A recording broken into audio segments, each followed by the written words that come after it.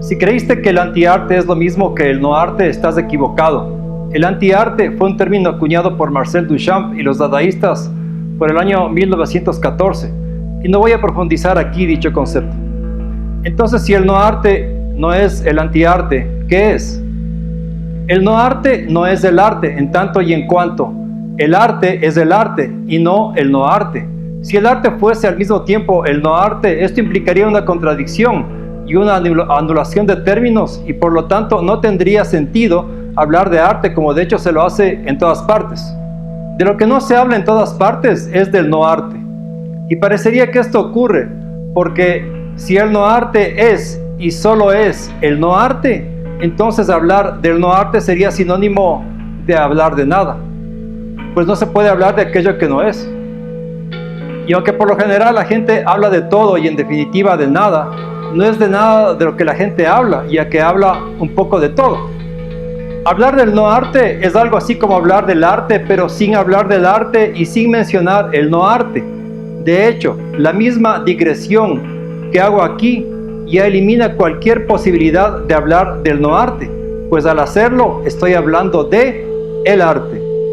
La noción del no arte se asocia muchas veces a la del antiarte, porque algunos representantes del antiarte usaron en algún momento el término no arte, entre ellos George Maciunas y Alan Caprow.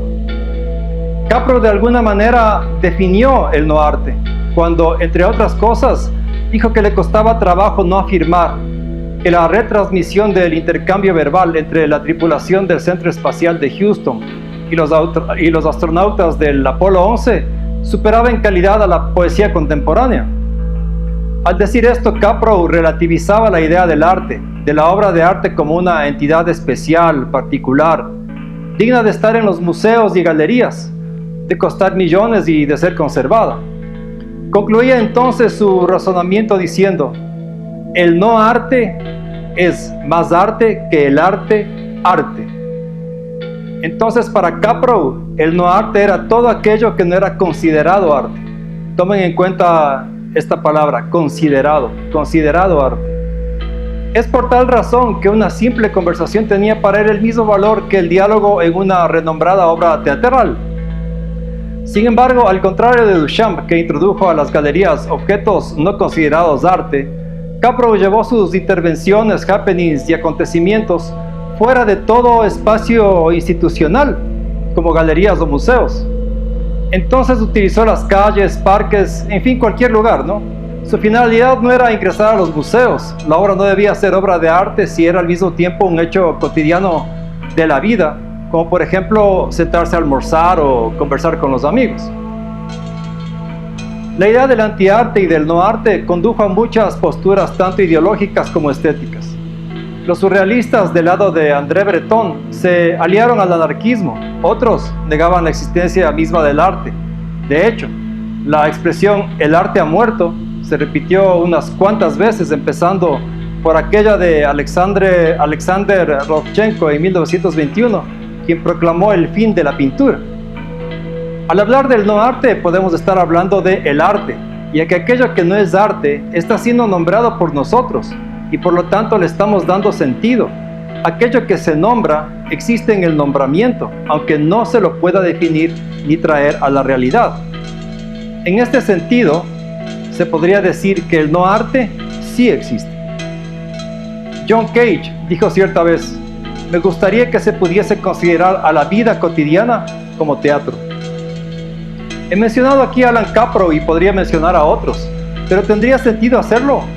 Si estamos hablando del no arte, entonces, ¿por qué ponernos a hablar de artistas? ¿Acaso los artistas pueden crear un no arte? ¿No serían más bien los no artistas los capaces de crearlo? Y si los no artistas fuesen capaces de crear un no arte, ¿tendría sentido seguir hablando de arte? Si el no arte es del no arte, entonces no puede ser creado. No está en manos ni de los artistas ni de los no artistas. Marx decía que en el comunismo habrían los artistas y los no artistas. Tenía razón. Si revisamos cualquier texto de historia del arte, encontraremos que al hablar del no arte, es decir, al hablar de aquello que por obvias razones no se puede hablar, se lo relaciona con el happening, y claro, esto tiene sentido si seguimos la narrativa tradicional que ubica a Alan Caprow y a otros de su época como los ejes fundamentales del no arte. Pero el hecho concreto es que el no arte, al ser lo que es decir, al no ser arte, no pudo haber surgido en ningún lado, no pudo haber sido idealizado por nadie, y no pueden existir ejemplos de su existencia. Nombrar lo innombrable es posible, de hecho, yo lo acabo de hacer.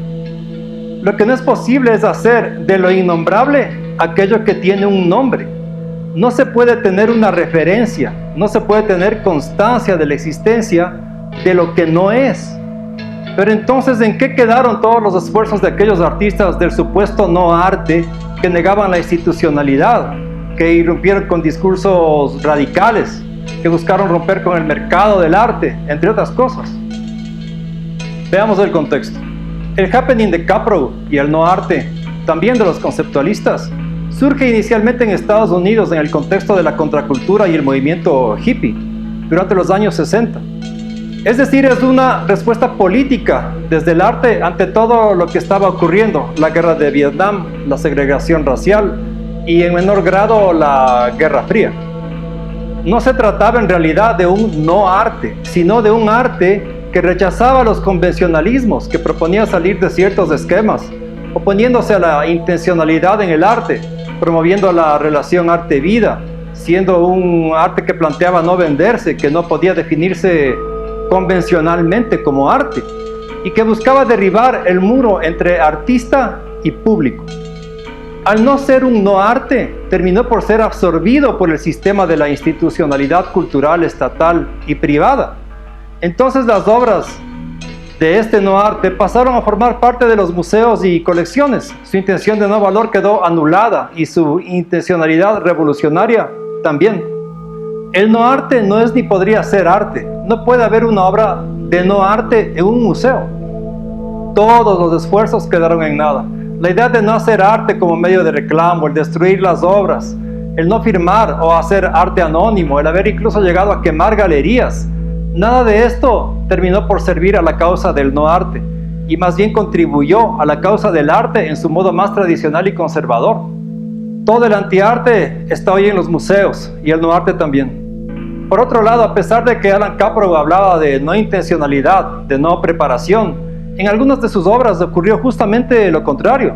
De hecho, el happening más famoso de Caprow, titulado 18 Happenings en 6 partes, que tuvo lugar en la Galería Reuben en Nueva York en el año 1959, fue debidamente planificado y ensayado con varios días de anticipación. Igualmente, el happening no daba total libertad al público, pues constaba de guías o instrucciones sobre lo que iba a ocurrir y lo que se debía o podía hacer. De cualquier manera, los esfuerzos de este y otros artistas de su época sí generaron cambios. Habría que analizar si fueron positivos o negativos. Tomemos en cuenta que actualmente existe toda una corriente que niega la validez de la obra de Duchamp o los conceptualistas, ¿no? El hecho concreto es que la consigna por el no arte, a final de cuentas, cayó en las redes de la institucionalidad y se difuminó en los libros de historia como un argumento más. No tuvo que pasar mucho tiempo para que las obras conceptuales, las obras del antiarte, las obras del no arte, entraran a las casas de subastas y se vendieran a precios exorbitantes. Ocurrió con las obras de Duchamp, con las obras de Joseph Kosuth, etc. Y sigue ocurriendo con la obra de muchos artistas que inicialmente negaron de manera rotunda y radical la comercialización del arte y el dar a la obra de arte ese aire casi religioso que a veces la hace parecer algo sagrado e inalcanzable. Y bueno, ¿cuáles son tus conclusiones? ¿Crees que existió o puede existir un no arte?